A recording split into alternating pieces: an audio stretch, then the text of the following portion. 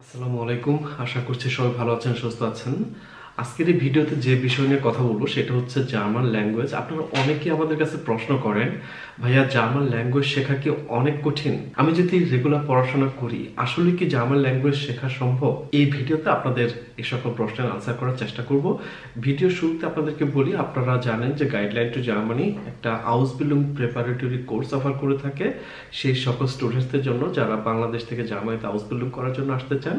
Guideline two Germany যে পরের batch, সেই ব্যাচ শুরু হবে ফেব্রুয়ারি 15 তারিখ থেকে। আপনারা অবশ্যই সেই ব্যাচে রেজিস্ট্রেশন করবেন যারা আগ্রহী স্টুডেন্টস আছেন। সো এখন আসি ভিডিও টপিকে, যে জার্মান ল্যাঙ্গুয়েজ কি আসলে অনেক কঠিন ল্যাঙ্গুয়েজ কিনা। দেখেন, আমি জার্মান ল্যাঙ্গুয়েজ শিখেছি 2014 সাল 2015 সালে। হ্যাঁ, আজ থেকে প্রায় 9 থেকে 10 বছর আগের কথা। এবং আমার যারা ফ্রেন্ড লাইক জাফর, জুয়েল, ওরা কিন্তু মানে C1 লেভেল পর্যন্ত জার্মান ভাষা শিখছে সেই 2015 সালে।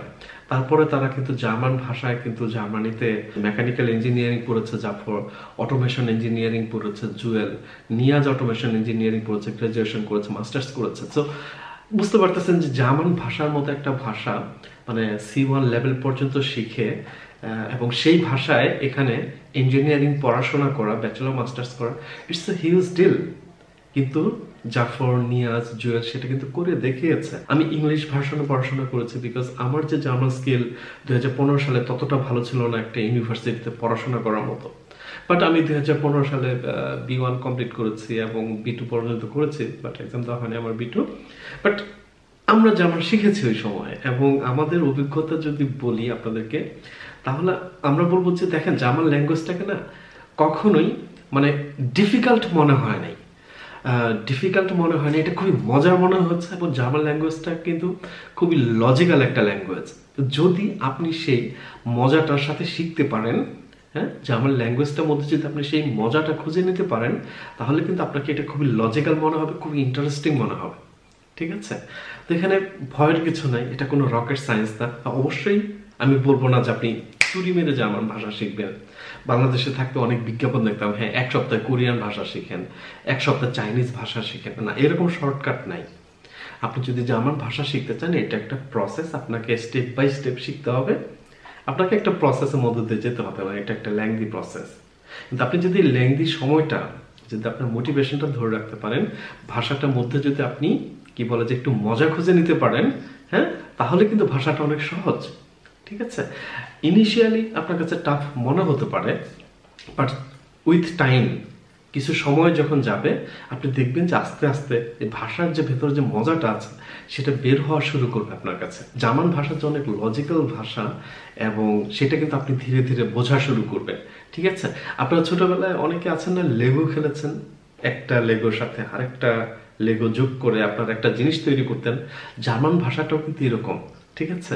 আপনার একটা শব্দ আরেকটা শব্দের সাথে কানেক্টেড, একটা শব্দের সাথে আরেকটা শব্দ কানেক্ট করে আপনি অনেক কিছু নতুন কিছু তৈরি করতে পারবেন। অনেক ইন্টারেস্টিং। আমি যদি আমার কথা বলি, আমি যখন জার্মান ভাষা শেখা শুরু করলাম, আমার স্পষ্ট মনে আছে প্রথম যে জিনিসটা নিয়ে আমি খুবই ডিফিকাল্টিস ফেস করেছিলাম, অথবা আমার মাথা মানে আমার ব্রেনকে একদম মানে ভেঙে চুরমার করে ফেলছিল, সেটা হচ্ছে জার্মান ভাষার প্রত্যেকটা জিনিসের, প্রত্যেকটা এন্টিটি বা একটা প্রত্যেক নাউনের এক একটা আর্টিকেল আছে। কেমন আর্টিকেল? তার একটা জেন্ডার আছে। জেন্ডার কি হয়? সেটা পুংলিঙ্গ হতে পারে, অথবা স্ত্রীলিঙ্গ হতে পারে, অথবা মানে নিউট্রাল মানে বস্তুবাচক হতে পারে। এরকম 3টা আর্টিকেল কিন্তু জার্মান ভাষায় আছে। এবং ইচ অ্যান্ড এভরিথিং আপনি যা দেখতে পাচ্ছেন, ইচ অ্যান্ড এভরিথিং, এই যে ছবি দেখতে পাচ্ছেন, লাইট আছে, এই যে একটা ছোট্ট একটা গাছ আছে, ওয়াল আছে, হোয়াট এভার, এই যে দরজা আছে, মানে হোয়াট এভার। ঠিক আছে? আমি পুলোভার পরছি, টি শার্ট পরছি, হ্যাঁ, এই আমার ফিঙ্গার, মুখ, নাক, মানে ইচ অ্যান্ড এভরিথিং এর একটা জেন্ডার আছে। ঠিক আছে? এখন আমরা যখন জেন্ডারের কথা বলি, স্ত্রীলিঙ্গ পুল্লিঙ্গের কথা বলি, আমরা যখন মানুষ নিয়ে কথা বলি তখন সেটা ডিফাইন করা পসিবল। যেমন আমরা যখন বলি বাবা, আমরা সহজে বুঝে ফেলতে পারি বাবা হচ্ছে মানে পুরুষবাচক, মানে হচ্ছে মাস্কুলিন। আবার যখন আমরা বলি মা, তখন আমরা খুব সহজে বুঝে ফেলতে পারি মা হচ্ছে তো স্ত্রীবাচক, হ্যাঁ, ফেমিনিন। আবার যখন আমরা ধরেন একটা বস্তু নিয়ে কথা বলি, ঠিক আছে, যেমন এটা নিয়ে যদি কথা বলি, এটা কলম, এইটার কিন্তু আর্টিকেল বস্তুবাচক না, এইটা হচ্ছে পুরুষবাচক। ঠিক আছে? এটা হচ্ছে যেমন কম্পিউটার, কম্পিউটারকে আপনি দেখবেন হচ্ছে এটা তো বস্তুবাচক, কিন্তু কম্পিউটার হচ্ছে মাস্কুলিন। পুরুষবাচক, এই জিনিসটা প্রথম দিকে আপনার মাথাটাকে একদম খেয়ে ফেলবে, ঠিক আছে? কিন্তু ট্রাস্ট মি, সময়ের সাথে সাথে জিনিসটা ইউজ টু হয়ে যাবেন আপনি।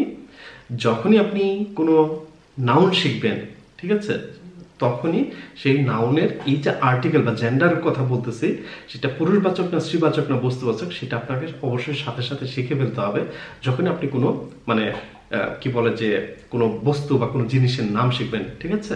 সেটা তো এটা একটা লার্নিং প্রসেস, আমি ওই দিকে যাব না। বাট এটা হ্যাঁ, আপনাকে প্রথম দিকে খুবই ডিফিকাল্টিস ফেস করাবে এই জিনিসটা। এবং যখন আপনি দেখবেন যে এই যে জেন্ডার বা আর্টিকেল, এই জেন্ডার ছাড়া জার্মান ভাষা আপনি একটা সেন্টেন্সও বলতে পারবেন না। প্রত্যেকটা সেন্টেন্সে আপনি জেন্ডার চলে আসবে, ঠিক আছে, কোনো না কোনো ভাবে। তো আপনি আলটিমেটলি এটার সাথে ইউজ টু হয়ে যাবেন, এটা নিয়ে ভয়ের কিছু নাই। একটু আগে যে আমি বললাম যে জার্মান ভাষাটা হচ্ছে কাইন্ড অফ, যে আমরা ছোটবেলায় লেগো খেলেছি, সে লেগোর মতো। কেন বলতেছে এই কথা?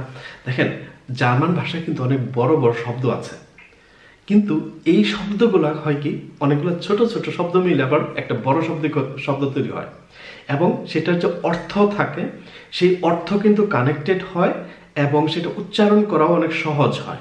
যদি আমি একটা এক্সাম্পল দিই, এই মুহূর্তে আমি যে রুমটাতে বসে আছি, এটা আমার অফিস রুম। আমি এখানে বসে, যেহেতু আমি হোম অফিস করি বেশিরভাগ সময়, আমি এই রুমে বসে কাজ করি।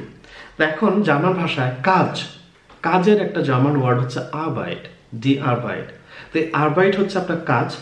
আবার এই যে একটা রুম, হ্যাঁ, এই রুমের একটা নাম হচ্ছে, মানে জার্মান শব্দ হচ্ছে সীমা। সো একটা হচ্ছে আরবাইট মানে কাজ, আর একটা হচ্ছে সীমা। আমি যদি দুইটাকে একসাথে করে দেই তাহলে কি হয়ে গেল? আরবাইট সীমা। এখন আরবাইট সীমা অর্থ তাহলে কি দাঁড়াবে? আরবাইট যেহেতু কাজ, সীমা মানে রুম, তার মানে এটা আমার কাজের রুম। আরো বড় শব্দ বলি, যেমন আমরা যদি বলি ফ্রেন্ডশিপ, যে ইংলিশে যে শব্দটা, এটা হচ্ছে ফ্রেন্ডশাফট। জার্মান ভাষায় এটাকে বলে ফ্রেন্ডশাফট। আবার রিলেশনশিপ, ঠিক আছে, এটা হচ্ছে বেসিউম। তো এখন এই যে ফ্রেন্ডশাফট এবং বেসিউম, দুইটা কিন্তু আলাদা শব্দ এবং দুইটাই বড় শব্দ। এই দুইটা শব্দকে যদি আমি এক করে দেই তাহলে কি হবে? ফ্রেন্ডশাফট বেসিউম। শব্দটা অনেক বড় হয়ে গেল, কিন্তু অর্থটা খুবই সহজ আমার কাছে। কারণ কি, আমি এই যে দুইটা শব্দের অর্থ জানি, একটা হচ্ছে ফ্রেন্ডশাফট আর একটা হচ্ছে বেসিউম। দুইটা শব্দের অর্থ আমি কিন্তু জানি, তাই না? ফ্রেন্ডশাফট মানে হচ্ছে আপনার ফ্রেন্ডশিপ, বেসিউম মানে হচ্ছে রিলেশনশিপ। এখন আমি যদি একটা করে একসাথে করে দিই ফ্রেন্ডশাফট বেসিউম, তাহলে জিনিসটা হয়ে গেল ফ্রেন্ডশিপ মানে রিলেশনশিপ, ঠিক আছে? তো এই যে কম্বিনেশন, অনেকগুলো ছোট ছোট শব্দ মিলে একসাথে অনেকগুলা শব্দ তৈরি হয়। যদি এই যে আমার পিছনে একটা ছবি আছে, তাই না? দেখেন মজার বিষয়টা, এই ছবিটা আমার কি আছে? দেয়ালে আছে, ঠিক আছে? দেয়ালের জার্মান হচ্ছে ভান্ড। ভান্ড হচ্ছে দেয়ালের জার্মান নেম। আমি আর্টিকেলের দিকে যাব না। আর ছবি যেটা, সেটা হচ্ছে বিল্ড, ঠিক আছে? এটাকে বলা হয় বিল্ড। তো আমি যদি দুইটা শব্দকে একসাথে করে দিই তাহলে হচ্ছে কি ভান্ড বিল্ড। ভান্ড বিল্ড করতে হচ্ছে একটা ছবি যেটা দেয়ালে ঝোলানো হয়। এরকম ইন্টারেস্টিং এবং খুবই লজিক্যাল ভাষা। তো আমার কাছে আরো একটা ইন্টারেস্টিং খুবই বিষয় লাগে, সেটা হচ্ছে যে জার্মান ভাষায় আমরা তো প্রত্যেকটা ভাষারই তো একটা ভার্ব আছে। আমরা যখন কোনো একটা সেন্টেন্স বলি, হোয়াট এভার, যে কোনো সেন্টেন্স বলি না কেন, সেই সেন্টেন্সে তো বেসিক্যালি একটা কাজ ঘটে, একটা কাজ সংগঠিত হয়। আমি যদি বলি এই যে আমি আপনাদের সাথে কথা বলতেছি, রাইট, এই কথা বলাটাই তো একটা কাজ, কথা বলা, ঠিক আছে? তো এরকম জার্মান ভাষায় তো আপনি যখনই কোনো না কোনো সেন্টেন্স বলবেন সেখানে একটা ভার্ব থাকবে। জার্মান ভাষায় এরকম নর্মাল ভার্ব তো আছে, ঠিক আছে? আবার কিছু ভার্ব আছে যেগুলোকে বলা হয় ট্রেনবারে ভার্বেন। ট্রেনবারে ভার্বেন কেন বলা হয়? এই যে ট্রেনবারে কথাটা বললাম, এইটা মানে হচ্ছে ভঙ্গুর কোনো কিছু যদি আপনি ভাঙতে পারেন সেটাকে বলা হয় ট্রেনবারে জার্মান ভাষায়। আবার ভার্ব মানে হচ্ছে ভার্ব, আমরা যেটাকে ইংলিশে ভার্ব বলি, ঠিক আছে? তো এখন এই ট্রেনবারে ভার্বের মানে হচ্ছে সেই ভার্বগুলা, জার্মান ভাষায় কিছু ইন্টারেস্টিং ভার্ব আছে যেই ভার্বগুলোকে একদম ভেঙে চুরে চুরমার করে ফেলা যায়। যেমন আমি যদি একটা এক্সাম্পল দিই, আমি বলতেছি কমেন। কমেন একটা জার্মান ভাষা একটা ভার্ব, যেটা অর্থ হচ্ছে টু কাম, আসা, ওকে? এখন আপনি যদি এই কমেনের সাথে একটা প্রেফিক্স যোগ করে দেন, আন নামের একটা প্রেফিক্স আছে, যে আন, এই প্রেফিক্সটাকে যদি আপনি কমেনের সাথে যোগ করে দেন তাহলে একটা নতুন একটা ভার্ব তৈরি হয়ে গেল, যেটা হচ্ছে আনকমেন, ওকে? এই আনকমেন অর্থ হচ্ছে আবার পৌঁছানো, অর্থটাও কিন্তু পরিবর্তন হয়ে গেল, তাই না? আপনার কমেন অর্থ ছিল টু কাম আসা, এবং আনকমন অর্থ হয়ে গেছে পৌঁছানো, টু রিচ, অর্থ পরিবর্তন হয়ে গেল। কিন্তু আপনি যখন আপনার এই যে আনকমন এই ভার্বটা আপনার বাক্যে যখন আপনি ব্যবহার করবেন, তখন এই ভার্বটা কিন্তু ভেঙে যাবে।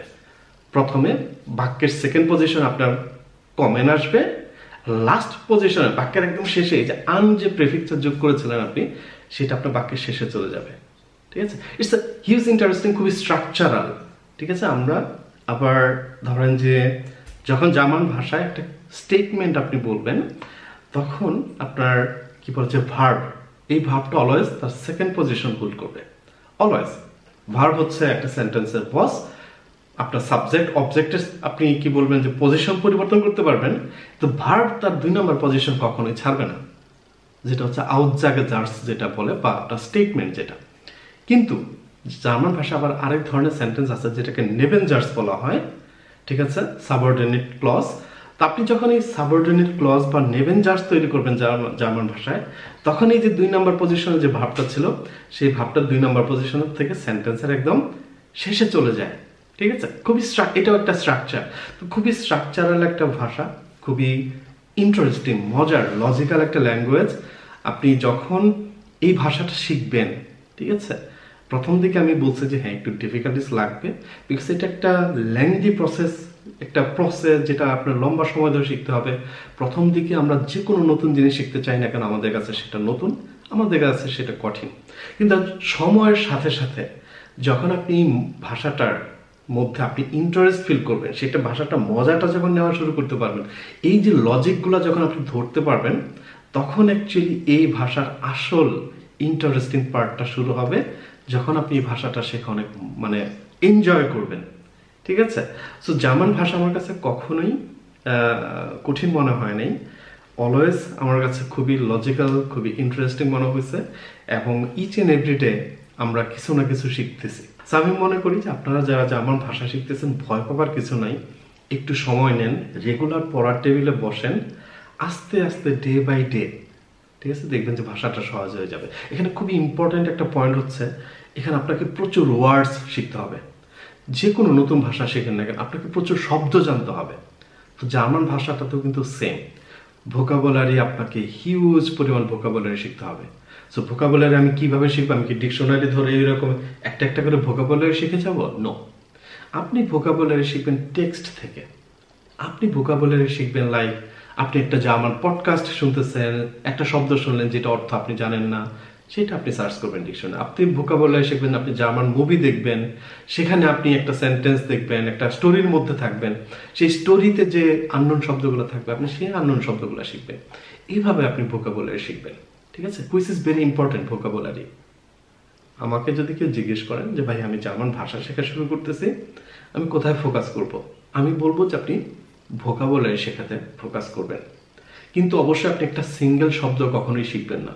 আপনি একটা সিঙ্গেল শব্দের পরিবর্তে আপনি একটা সেন্টেন্স শিখবেন, সেই সেন্টেন্সে সেই শব্দটা ব্যবহার করবেন। ওকে, এইভাবে জার্মান ভাষাটা শিখবেন। তো এগেইন জার্মান ভাষাটা খুবই ইন্টারেস্টিং, খুবই মজার, খুবই লজিক্যাল, একটা খুবই স্ট্রাকচারাল একটা ল্যাঙ্গুয়েজ। এত লম্বা লম্বা শব্দ পাবেন, কিন্তু সেই শব্দগুলো আপনি চুরি মেরে উচ্চারণ করে ফেলতে পারবেন।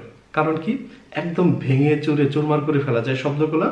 ছোট্ট ছোট্ট পার্ট আপনি উচ্চারণ করবেন, এবং ছোট্ট পার্টগুলোকে যদি একসাথে সংযোগ করেন, তাহলে অনেক একটা বড় একটা শব্দ হয়ে যায়। যেমন আমি একটু আগে বললাম ফ্রয়েন্ডশাফটসবেসিয়ুং, শব্দটা অনেক বড়, বাট আপনি যদি ফ্রয়েন্ড শাফট বেসি উং একসাথে করেন ছোট ছোট পার্ট, তাহলে কিন্তু হয়ে গেল ফ্রয়েন্ডশাফটসবেসিয়ুং। জার্মান ভাষা সেখানে ভয়ের কিছু নেই, এখানে অনেক মজা আছে, অনেক ইন্টারেস্টিং ল্যাঙ্গুয়েজ। পরের ভিডিওতে আবার কথা বলবো, সে পর্যন্ত ভালো থাকবেন সবাই। টিল দেন, আল্লাহ হাফেজ।